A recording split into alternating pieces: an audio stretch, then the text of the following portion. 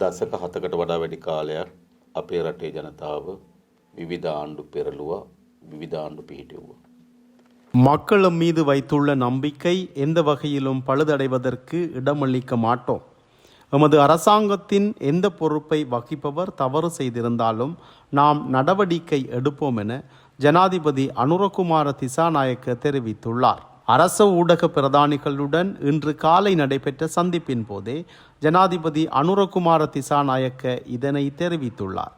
குறித்த சந்திப்பில் மேலும் கருத்து தெரிவித்துள்ள அவர், මේ රටේ ජනතාව නව දේශපාලන සංස්කෘතික අවශ්‍යතාව වෙනුවෙන් අපිට ජනවරමක් ලබා දුන්නා.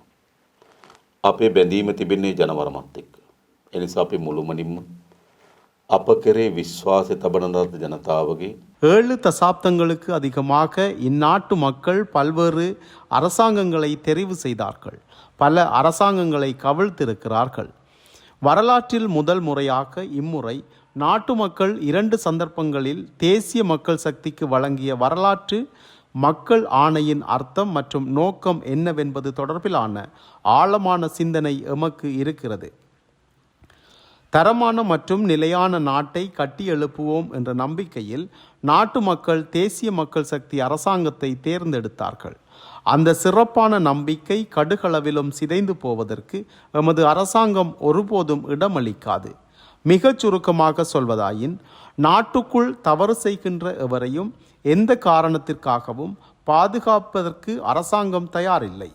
நாட்டுக்குள் மட்டுமன்றி எமது அரசாங்கத்தினுள் எந்த தரத்தில் இருப்பவராயினும் தவறு செய்தால் அதற்கு எதிரான நடவடிக்கையை எடுப்பதற்கு நாம் தயங்கப் போவதில்லை.